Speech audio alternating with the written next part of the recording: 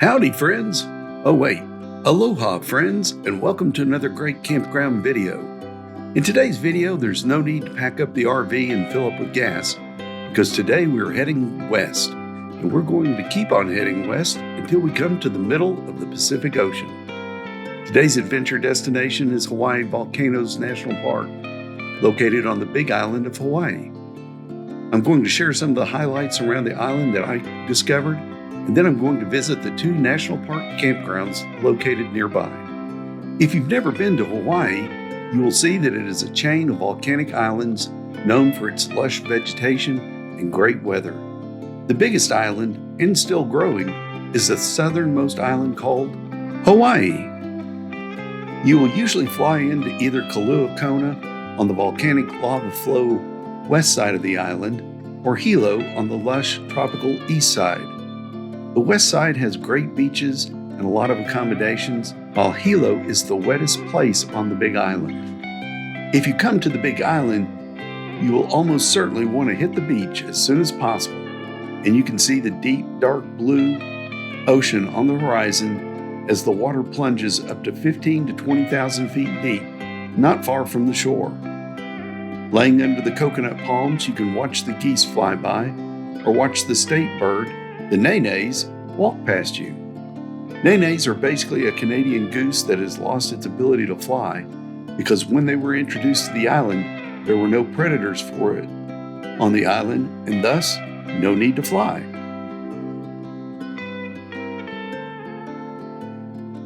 If you get time, be sure to book a snorkeling or a manta ray excursion.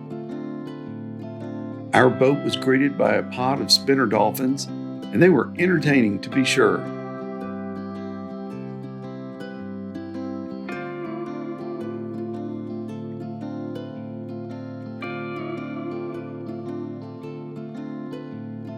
If you are a foodie, you may find your meals too pretty to actually eat.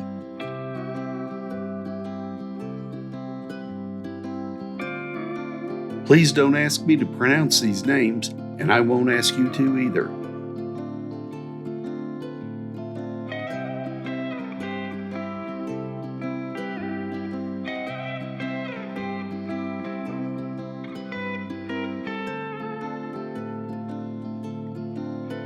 The west side of the island has some beautiful sunsets, so make sure you take some time to catch a few of those. If you head north out of Kīlauea, you will come to many of the coffee plantations, which is what this area is known for. Heading north, the terrain rises and more vegetation like wild lantana appear, and then heading along the north central part of the island, you'll notice the vegetation gets lusher and denser as you go.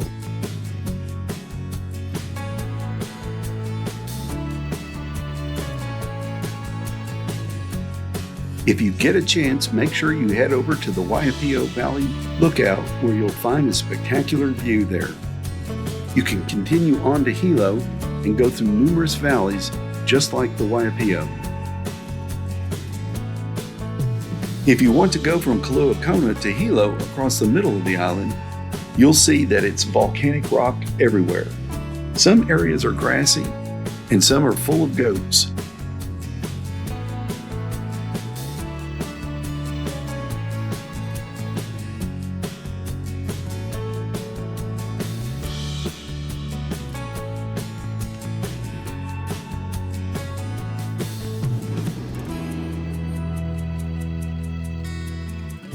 The grass is thick and almost as thick as the goats that you see standing on the hillsides, along the giant lava fields, and on the side of the highway.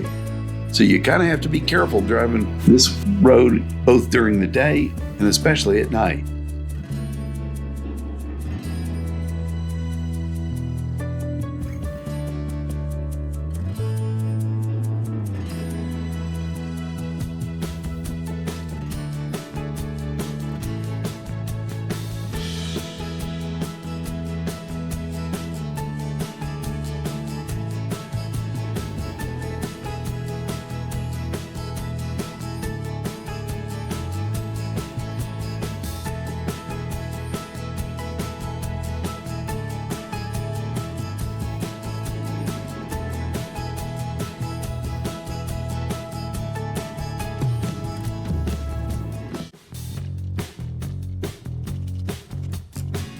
Along this road to the north, you will see Mauna Loa, which has 13 observatories on its summit. This is one of the best dark sky areas you will find on Earth, and although you can't go to the summit here, you can still enjoy the stars or maybe catch a moonrise. If you head to Hilo, make sure you take a trip up to Rainbow Falls and enjoy the lush tropical vegetation and the amazing banyan tree that they have there. The falls is quite spectacular, and the rainbow is said to be seen more easily in the mornings when the sun reflects through it.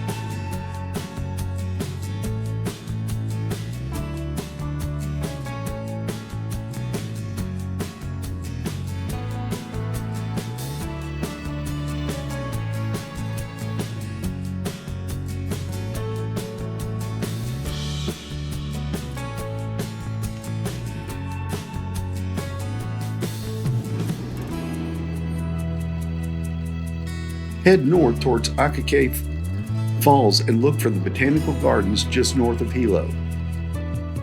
The Anamea Trail is nearby with some great views of the rocky shoreline.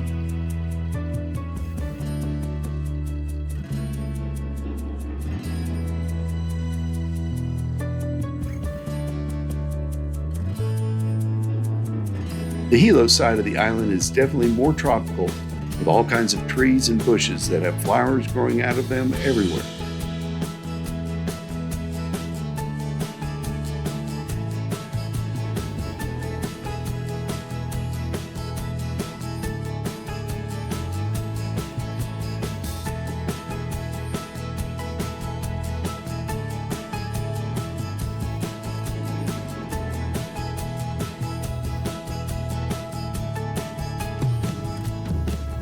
If you turn off to go to Akaka Falls, I strongly suggest visiting Big Island Birria Boss for their delicious birria tacos.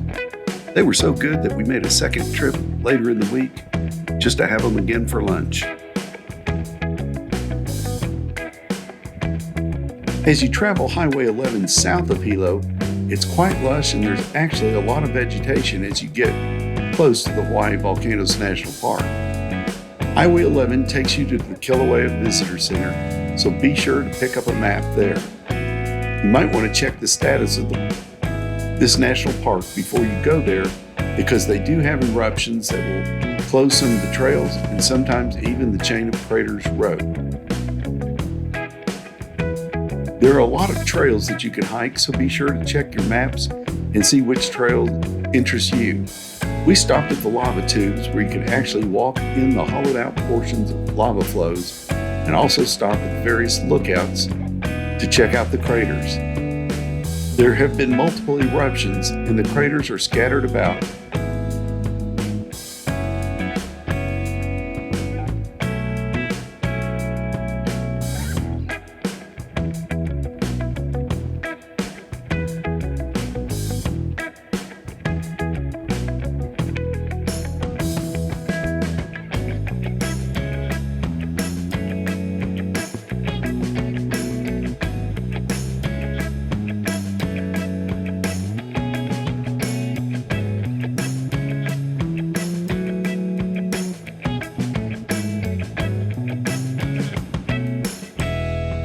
And if you think potholes are a problem in your hometown, check out this sign.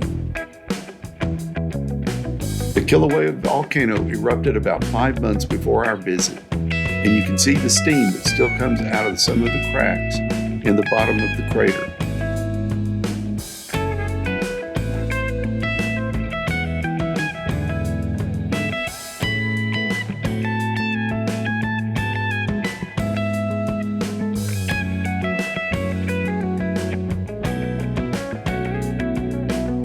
It's amazing to see what will grow out of this pure volcanic rock, but some of these plants are really hardy.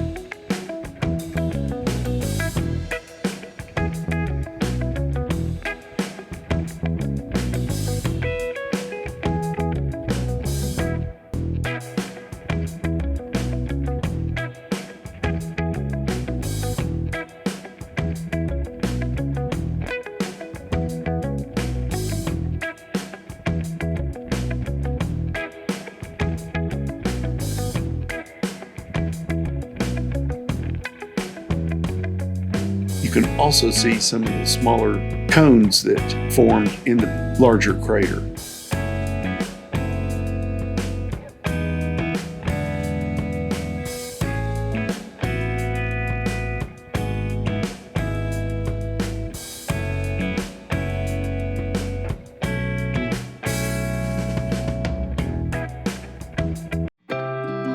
If you head south on Highway 11, you will come to an area called South Point.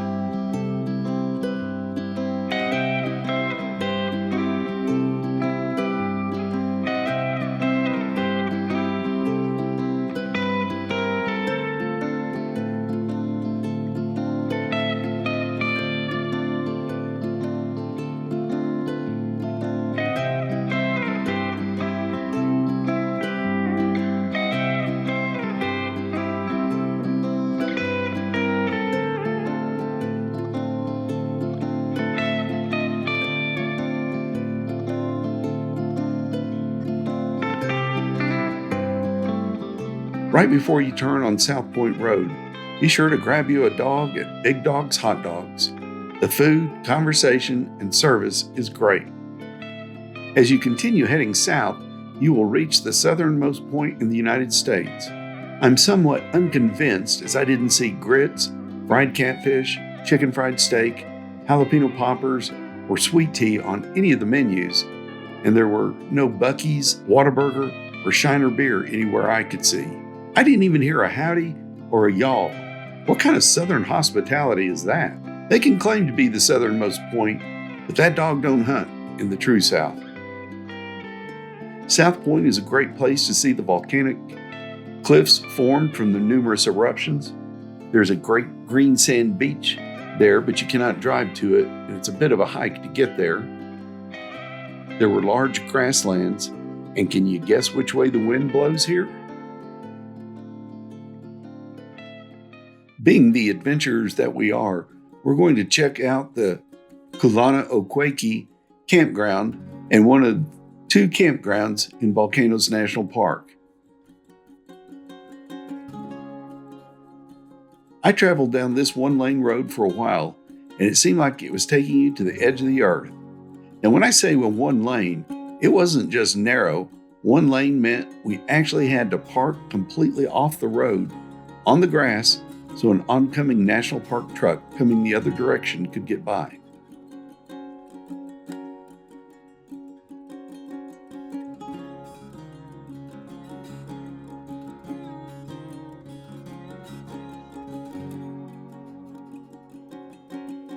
When we did get to the campground, we were scratching our heads a little bit because we camp at all types of RVs and big beautiful parks all over the mainland United States.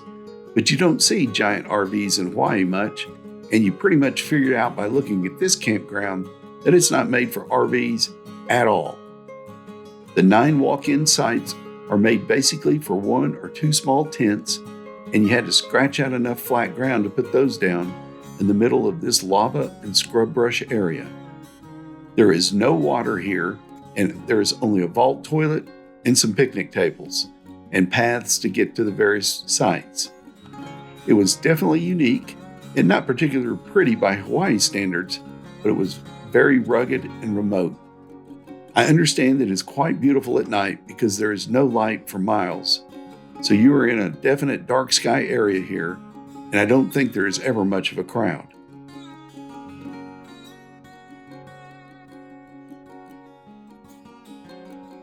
If you head back to Highway 11, past the Visitor Center, and head south on Highway 11, you'll come to the Namakanipaio Campground. Now, this campground was a little bit more like what we're used to seeing in the mainland. There are driveways for your campers and your vehicles, but they were very small. You can see that most of the campers have trailers that pop up, or vans, or just tents and a car.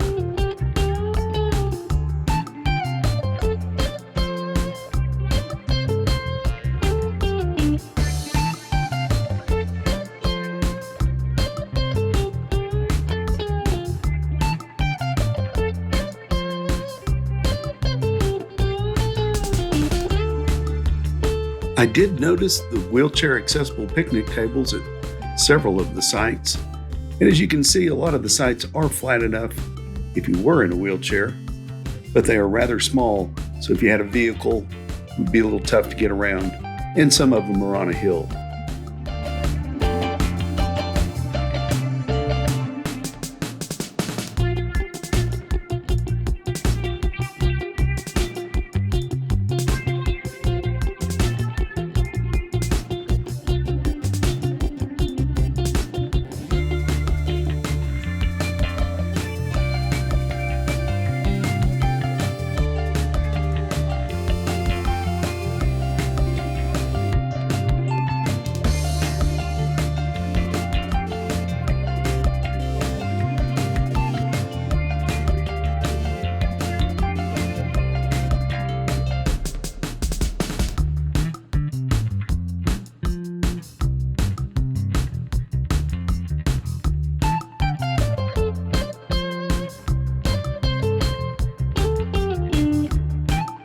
This campground also has cabins in addition to the 12 campsites I filmed for you.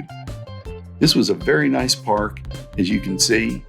The only negative to it was that it was just right off the highway, so it wasn't particularly quiet, but you would still have a lot of the same dark sky opportunities whenever the moon wasn't up.